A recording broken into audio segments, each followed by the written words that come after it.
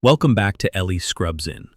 In this video, we'll walk through the full procedure of a laparoscopic appendectomy, one of the most common minimally invasive surgeries performed for acute appendicitis. We'll review each step in detail, the instruments used, key surgical principles, and important pitfalls to avoid. Step 1. Patient positioning and setup. The patient is placed in supine position under general anesthesia. A Foley catheter is inserted and a single dose of broad-spectrum antibiotics is administered. The arms are tucked at the sides, a safety strap is placed at the thighs, and the patient is positioned in slight Trendelenburg with left side tilt to allow small bowel to fall away from the right lower quadrant. After skin prep and sterile draping, attention turns to port placement.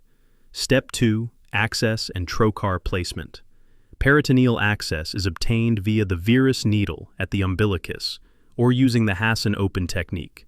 Once pneumoperitoneum is established to 12 to 15 millimeters of mercury, a 10 or 12 millimeter umbilical trocar is inserted for the camera. Two 5 millimeter trocars are then placed under direct visualization, one in the left lower quadrant, used for retraction, and one in the suprapubic region, used for dissection and stapling.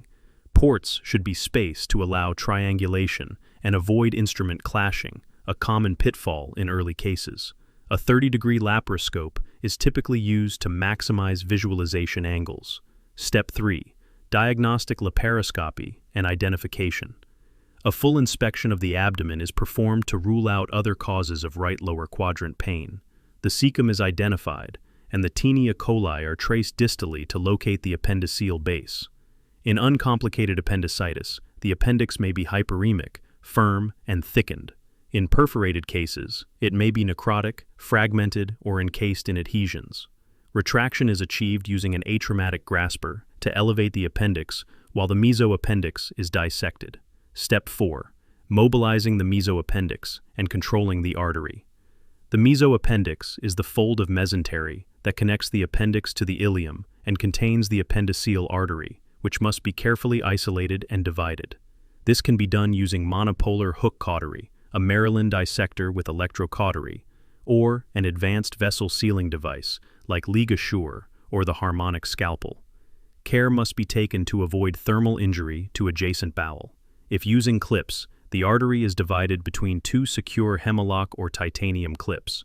In many cases, coagulation alone is sufficient with an energy device. Pearl. Don't rush this step. Bleeding from the mesoappendix is one of the most common complications if not controlled properly. Step 5. Securing and dividing the appendix. The base of the appendix is clearly visualized at its junction with the cecum. Several options exist for securing the stump. 1. 3 endo loops, 2 placed proximally, 1 distally. 2. Laparoscopic stapler, such as an endo-GIA with a vascular load. 3. Hemlock clips, used carefully depending on stump thickness. After ligation, the appendix is transected between the ties or above the stapler. Pearl. Ensure adequate distance from the cecum to avoid compromising the bowel wall. Do not leave a long stump. This may lead to stump appendicitis. Step 6. Specimen retrieval and irrigation. The appendix is placed in an endoscopic retrieval bag, which is removed through the umbilical port. If no bag is used, care must be taken not to contaminate the fascial layer or skin edge. If there is peritonitis or purulent fluid, warm saline irrigation is performed until the effluent runs clear. All fluid is suctioned from the pelvis and pericolic gutters.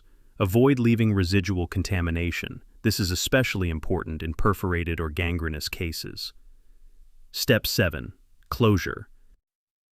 Once hemostasis is confirmed, pneumoperitoneum is released and all ports are removed under direct vision.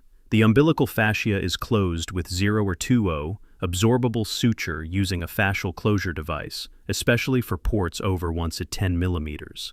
Skin is closed with absorbable subcutaneous sutures or skin glue. A sterile dressing is applied, and the patient is awakened from anesthesia. Post-operative considerations. Patients are monitored for urinary output, return of bowel function, and pain control. Most can tolerate oral intake the same day and are discharged within 24 hours. Ambulation is encouraged early to reduce ileus and DVT risk. A laparoscopic appendectomy is a fundamental surgical skill, and understanding the anatomy, instrumentation, and procedural flow is critical for safe and efficient care. Thanks for scrubbing in with us on this case. Don't forget to like and subscribe for more narrated procedures here on Ellie Scrubs In.